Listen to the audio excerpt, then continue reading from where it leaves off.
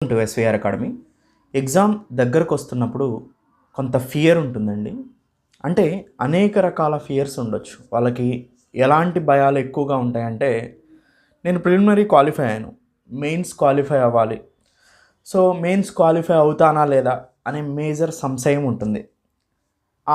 ఎందుకు ఆ సంశయం ఉంటుందంటే, వాస్ట్ సిలబస్లో మీరు చదివినా కానీ చదివానా అన్న ఫీలింగ్ మీకే ఉంటుంది. నేను వెళ్ళినటువంటి డైరెక్షన్ కరెక్ట్గా ఉందా లేదా అనేది అనుమానం. నేను చదివిని వస్తాయో రావో లేదో అనేది అనుమానం. ఇలాంటి అనేక రకాల సంశయాల మధ్యలో మీ మైండ్ అనేది ఎగ్జామ్ దగ్గరకు వస్తున్నప్పుడు ఎక్కువగా ఆలోచిస్తూ ఉంటుందన్నమాట. వాళ్ళ యొక్క సమస్య ఈ ఎగ్జామ్తో ముడిపడి ఉంటుంది. సపోజ్ మీరు చాలా కాలంగా గ్రూప్ 2ని ప్రిపేర్ అవుతున్నారు. ప్రిపేర్ అయ్యేటప్పుడు ఈ ఎగ్జామ్లో రాకపోతే మా పేరెంట్స్ ఏమనుకుంటారో అని, ఈ ఎగ్జామ్లో రాకపోతే నా చుట్టుపక్కల వాళ్ళు ఏమనుకుంటారో అని, ఈ ఎగ్జామ్ కనుక నేను క్వాలిఫై కాకపోతే నేను మొహం చూయించుకోలేనని కానీ, లేదా మీకు ఆర్థికంగా ఇబ్బందులు ఎదురవుతాయని కానీ, లేదా మిగతా జాబ్స్ అన్నింటినీ వదిలేసి దీని మీద కూర్చున్నాను ఇది రాకపోతే ఏంటోనో కానీ, ఇలాంటి అనేక రకాలైనటువంటి సమస్యలని ఈ తక్కువ అంటే ఎగ్జామ్ దగ్గరకు వచ్చిన రోజుల్లో కనుక మీరు ఆలోచిస్తూ కూర్చుంటే మాత్రం ఆటోమేటిక్గా మీరు చదివినటువంటి కంటెంట్ వెనక్కబోతూ మిమ్మల్ని నెగిటివ్ వైపుకి దారితీసేలాగా చేస్తుందండి. ఇంకొక మేజర్ ప్రాబ్లం ఏంటంటే, ఎంత చదివినా నేను ఏం చదివాను అనే ఆలోచన మిమ్మల్ని వెంటాడుతూ ఉంటుంది. విచిత్రం ఏంటంటే, ఫస్ట్ క్లాస్ స్టూడెంట్ దగ్గర నుంచి లాస్ట్ వరకు కూడా అందరికీ ఈ రకమైన భావన ఉంటుంది. మీ ఒక్కళ్ళకే కాదు. ఎంత చదివినా చదివాను అనే ఫీలింగ్ ఎవ్వరికీ ఉండదు. సో ఎంత చదువుతున్నాము, ఎంత చదివాము దాన్ని గుర్తుపెట్టుకోవడం చాలా కష్టం. కానీ పాయింట్ వైజ్ చూస్తున్నప్పుడు మీరు చదివిని గుర్తొస్తూ ఉంటాయన్నమాట. మొత్తం ఒకేసారి మనం ఇక్కడ కూర్చొని నేనేం చదివాను అంటే ఏం చదివినాను ఎవరికి తెలియదు. అక్కడికి దిగిన తర్వాత ఓహో మానిటరీ పాలసీ కమిటీనా, ఓహో సస్టైనబుల్ డెవలప్మెంటా, అప్పుడు మీ మెమొరీ అనేది లేయర్స్గా విడిపోతూ ఉంటుందన్నమాట. అందుకనే మీరు ఎగ్జామ్ టైంలో ఎంసీక్యూస్ చేయగలుగుతారు బాగా చదివిన వాళ్ళు. మీరు ఏదైతే చదివారో దాన్ని కంప్లీట్గా అవగాహన తెచ్చుకోవటం, దాని మీద రివిజన్ చేసుకోవటం ఈ మంత్లో మోస్ట్ ఇంపార్టెంట్. అంతేగాని మిగతా ఇంతకుముందు నేను చెప్పిన విషయాలన్నింటినీ తీసుకొచ్చి ఈ తక్కువ టైంలోనే మనసు ఆలోచింపజేస్తూ ఉంటుంది. ఎందుకంటే తక్కువ టైం ఎగ్జామ్ దగ్గరకు వచ్చింది కాబట్టి. ఇంతకుముందు ఎగ్జామ్ దూరంగా ఉంటే ఈ ఆలోచనలన్నీ రాలే. ఇప్పుడు ఎగ్జామ్ దగ్గరకు వచ్చింది కాబట్టి మీ మనసే మిమ్మల్ని నాశనం చేయడానికి ప్రయత్నం చేస్తూ ఉంటుంది అనమాట. అందుకని ఆ మనసుకి మీ మనసుతోనే ఏం చెప్పాలంటే, ఇప్పటి వరకు చదివావు, ఈ 10-15 రోజులు లేదా ఈ 20 రోజులు మిగతా ఆలోచనలను పక్కన పెట్టి ఈ 10-15 రోజులు మనం ఏం చేయాలి అని నీ మనసుకే నువ్వు చెప్పుకోవాలి. ఏం చేయాలి? ఇప్పటి వరకు నేను మంచిగా చదివాను, అన్ని ఆటుపోట్లను తట్టుకొని ముందుకు వచ్చాను కదా, దీన్ని రివిజన్ చేసుకుందాం. నా సాధ్యమైనంత వరకు నేను ఎంతవరకు అయితే చదివి ఉన్నానో, నేను 100% చదివి ఉంటే ఆ 100% ఆ పేపర్లో పెట్టడానికి ప్రయత్నం చేస్తాను. ఆ ఎగ్జామ్ అయిపోయిన తర్వాత ఈ ఆలోచనలన్నీ ఆలోచిద్దాం, ఇప్పుడు వరకు ఈ ఆలోచనలు పక్కన పెడదాం అని మీ మనసుకే చెప్తే దాన్ని బుద్ధి అంటారు. బుద్ధిమంతుడు అంటే దాని అర్థం ఏంటంటే, మీ మనసులో వచ్చేటువంటి ఆలోచనల్ని కంట్రోల్ చేసుకోవాలి. ఎవరితో? మీ మనసుతోనే. మీ మనసుతోనే చెప్పించుకోవాలి. అప్పుడు ఆ మనసు ఆ మాట వింటదన్నమాట.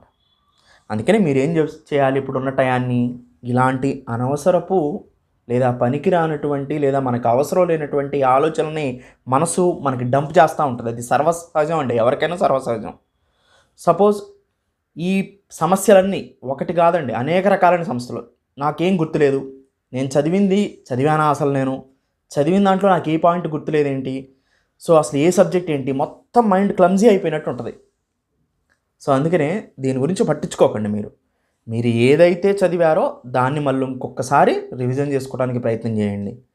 సో ఇంకొక విషయం, టెస్ట్ సిరీస్ విషయానికి వస్తే, టెస్ట్ సిరీస్ను మీరు ఎన్ని రాసినా కానీ అవే డీటో ఎక్కడా రావండి.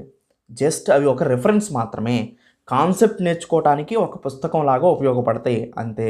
మా ఎంసీక్యూస్ వస్తాయని ఎవరైనా చెప్పినా అది వినాల్సిన అవసరం లేదు. ఎందుకంటే కలిస్తే కలవవచ్చు, కలవకపోతే కలవకపోవచ్చు. అసలు ఎంసీక్యూ రాయాల్సిన ఉద్దేశం ఏంటి? ఏదో మీకు డైరెక్ట్గా వచ్చేటట్టు ఈడే పేపర్ తయారు చేయవచ్చు కదా. సో ఆ మిత్ కూడా వదిలేసేయండి. ఓకేనండి. సో ఇప్పుడున్న సమయాన్ని ఆలోచన తగ్గించి ప్రొడక్టివ్గా ఉపయోగించుకొని ఏదైతే అదవుతుంది. ఇప్పటి వరకు నేను ధైర్యం చేస్తూ వచ్చాను. ఎగ్జామ్‌కి కూడా ధైర్యం చేసి ముందుకెళ్ళటానికి ప్రయత్నం చేయండి. ఎగ్జామ్ అయిపోయిన తర్వాత ఇంక మనసు నీ ఇష్టం. నువ్వెన్నైనా ఆలోచించుకో. నాకు అవసరం లేదు అని చెప్పుకోండి.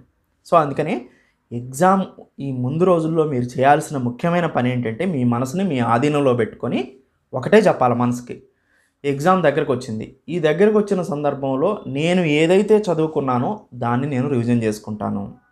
నేను ఉదయం లేచిన దగ్గర నుంచి సాయంత్రం వరకు మిగతా అనవసరపు ఆలోచనలన్నీ పక్కన పెట్టేసేయండి. అనవసరపు పనులు మొత్తం పక్కన పెట్టేసేయండి.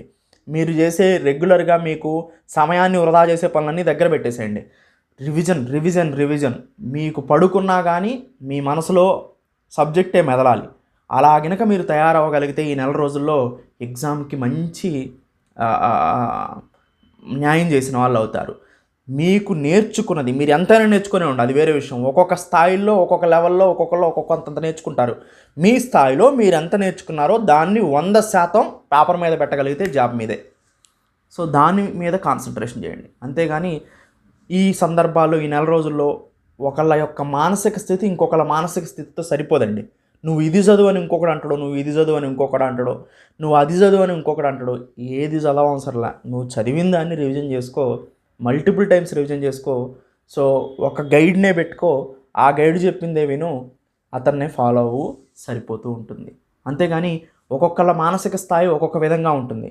ఒకడు ఎంసీక్యూ చేయండి సరిపోద్ది అంటాడు, మీరు ఎంసీక్యూ ఇవ్వండి దాంట్లోంచి వస్తాయా అని అడుగుతారు ఒకడు. సో ఇలాంటి కుంచితమైనటువంటి మానసిక స్థితి ఉన్న వాళ్ళ జోలికి గనుక మీరు వెళ్ళారంటే మీరు కూడా ఆ మైండ్ లెవెల్ అనేది పడిపోతూ ఉంటుందన్నమాట. సో ఎనీవే అండి, ఈ సందర్భంలో నేను చెప్పేది ఏంటంటే ఈ తక్కువ సమయాన్ని మోస్ట్ ప్రొడక్టివ్గా ఉపయోగించుకోవడానికి మీ మనసుని మీరు తయారు చేసుకోవాలి. వేరే వాళ్ళ యొక్క స్థితిలోకి మీరు వెళ్ళి చూస్తే అది వేరే విధంగా కనిపిస్తూ ఉంటుంది.